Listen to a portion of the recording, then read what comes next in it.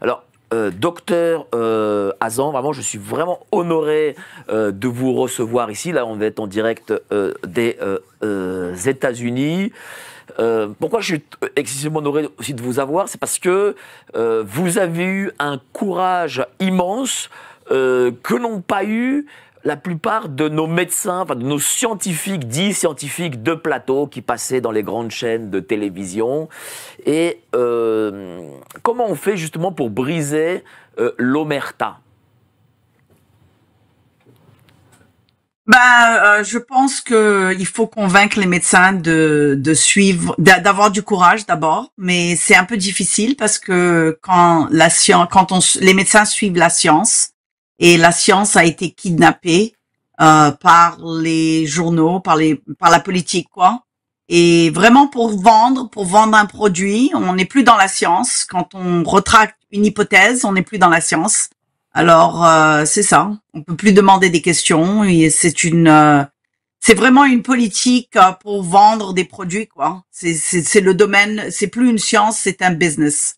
Mais justement, avant cette pandémie, des kidams comme moi, on avait confiance dans tous ces gens à blouse blanche. On pensait que voilà, c'était avant tout des vocations. Et en fin de compte, on est retombé sur terre parce qu'on a vu que c'était pas autant des vocations que ça, que beaucoup de ces scientifiques, de ces médecins, eh bien, étaient liés à ces grands labos. Comment l'expliquer que on passe de vocation à, en fin de compte, vouloir devenir très riche?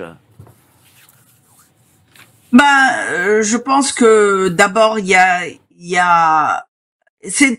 tout est un genre de business, n'est-ce pas? Je veux dire, vous êtes en train de montrer mon livre et puis les gens peuvent se demander est-ce qu'elle est là pour vendre son livre, n'est-ce pas? Donc tout dans la vie, il y a comme un genre de business derrière.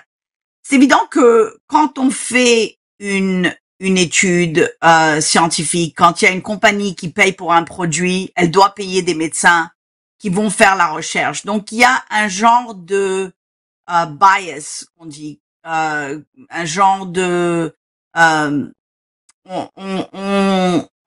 est un peu penché à supporter le produit parce que le produit quand même nous fait survivre. Donc comment s'enlever de la partie produit et penser rien qu'à la science et penser comment est-ce qu'on peut dire notre message sans vraiment vendre notre message. Et c'est ça qui, malheureusement, qui bouleverse la science un peu, parce que c'est très difficile de faire une étude pour une compagnie pharmaceutique. Et moi, j'étais dans les études de compagnies pharmaceutiques. C'est très difficile de faire une étude pour les compagnies pharmaceutiques. Et puis, en même temps, dire, comment ne pas être capturé comment on peut ne pas être pris par le prix qu'on se fait payer au lieu de voir comment est-ce qu'on peut rester intègre. Et c'est très difficile, malheureusement, c'est très difficile. Alors, je vais présenter notre ami qui est avec nous et après je vais revenir à l'entretien. Docteur Tiffaine Pinsol, ma grande amie Docteur Tiffaine Pinsol, malgré son caractère malgré son caractère qui parfois nous rend fous tous. Comment tu vas, Tiffaine? Très bien, merci. Je suis très, très, très heureuse d'être là. Je remercie GPTV. Franck Pangam. Oh là là. Et toi, oh là là là là. De nous avoir accordé votre confiance de façon à ce que Sabine puisse être là en exclusivité pour la France et sur GPTV. Merci beaucoup, chère Tiffaine. Je sais que tu auras beaucoup de choses à dire. Peut-être. Donc, docteur Hazan, dites-moi, voilà, il y a, parce qu'on voudrait connaître aussi le process un peu de comment ça se passe lorsqu'il y a pandémie et lorsque derrière il faut vendre un médicament. Est-ce que ça vous pouvez nous l'expliquer parce que les gens ne sont vraiment pas au courant pour le coup et ce qui est intéressant avec vous c'est qu'ils vont découvrir comment ça se passe dans la réalité parce qu'on ne l'explique jamais et aucun média n'en parle. Donc du coup voilà, il y a comment pandémie, ça se passe voilà. Imaginons, là, il y a pandémie qui arrive. Comment on sait qu'il y a pandémie? Et puis, comment ça se passe lorsqu'il s'agit d'imposer un médicament ou, je sais pas moi, un traitement contre cette pandémie? D'abord, je pense qu'il y a deux niveaux, n'est-ce pas? Il y a le niveau d'intellectuels, de scientifiques qui sont au NIH, qui pensent comment est-ce qu'on va sortir de cette pandémie, n'est-ce pas? Ils ont fait des études, ils ont fait plein de recherches. Et puis il y a une façon de penser, n'est-ce pas? Il y a la façon de penser, bon, est-ce qu'on amène un vaccin ou est-ce qu'on amène un traitement? C'est évident que le vaccin, c'était le premier objectif, c'était la priorité d'abord pour justement sortir de cette pandémie, parce que c'est tout ce qu'on connaît en science. C'est vraiment comment arrêter un virus ou une bactérie. Il faut un vaccin, n'est-ce pas? Alors, c'est une méthode de pensée qui est vraiment, c'est une vieille méthode d'après moi. Parce que je pense que maintenant qu'on est dans le monde du microbiome, il faut voir d'autres façons d'avoir une augmentation de microbes qui peuvent nous protéger au lieu de regarder rien qu'à ajouter des microbes via vaccin. Donc, si le NIH était pris avec la formation des vaccins, ben c'est évident qu'ils vont pousser une direction. Le problème qui est arrivé pendant la pandémie, c'est qu'au lieu de pousser la direction vaccin, ils auraient dû en même temps pousser les traitements. Mais les traitements, malheureusement, sont venus après le vaccin. Et je pense que il y avait beaucoup de médecins. Il y a eu un arrêt de traitement et de courage, quoi, de médecins, à voir, ben, qu'est-ce que je pourrais faire d'autre que d'attendre pour le vaccin? Comment je peux traiter mon patient sans attendre le vaccin? Et ce qui est arrivé, c'est qu'on a vu, il y a beaucoup de médecins qui se sont lancés. Vous aviez d'ailleurs en France Didier Raoult qui s'est lancé, qui a traité les premiers 20 patients, 25 patients. Et puis, ça a donné comme une direction, ça a donné le courage à certains autres médecins, surtout aux États-Unis. Nous, on a eu le Covid après vous. Donc, on a pu prendre exemple de ce qui est arrivé en France.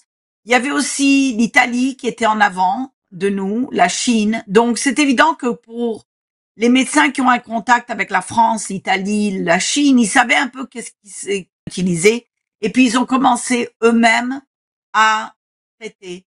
Donc, il y a eu un traitement indépendant de médecins qui sont courageux et il y a eu en même temps le développement de médicaments et de vaccins. Donc, comment ça se passe? Ben, ça se passe qu'il y a des investisseurs qui disent, bon, ben, moi, je vais mettre mon argent dans le développement de vaccins ou dans le développement de ce traitement et je vais suivre une personne qui va me diriger à développer ces médicaments.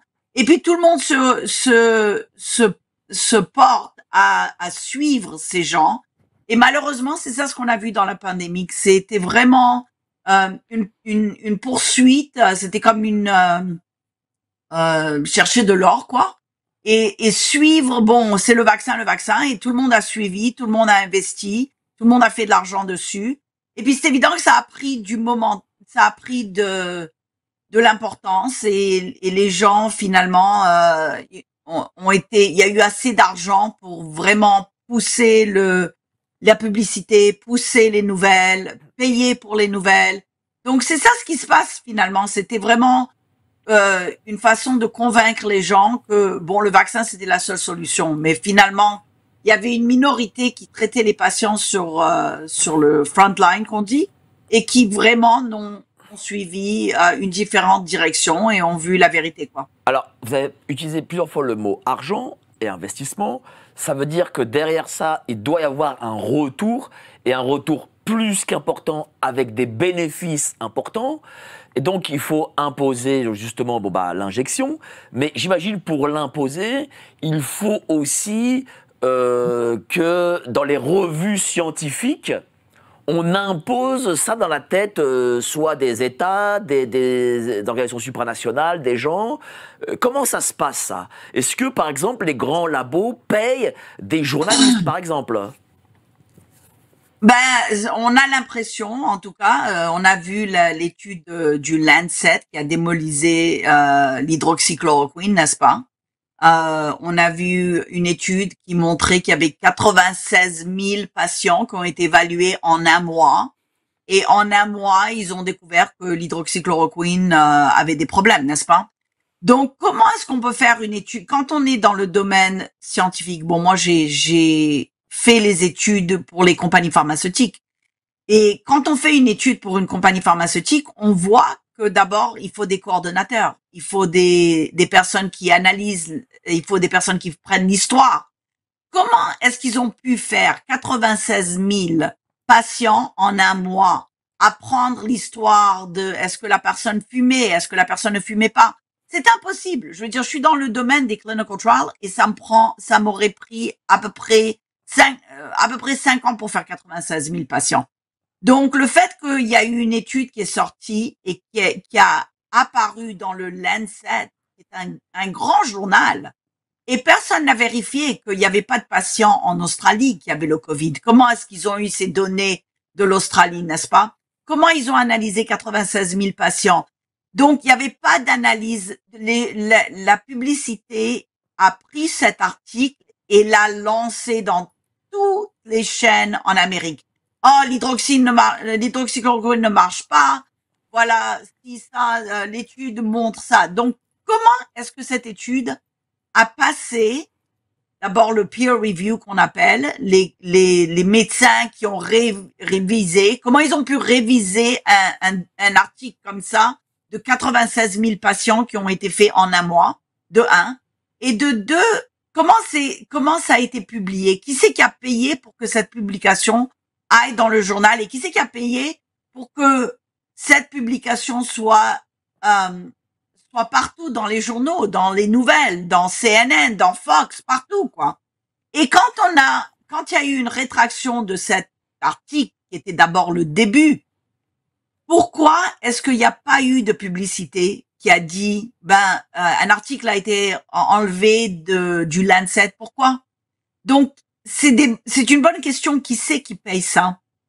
Il y a eu moi, j'étais dans le domaine de la science et je croyais vraiment à la science. Je croyais aux clinical trials. J'ai fait des centaines de clinical trials pour les compagnies pharmaceutiques.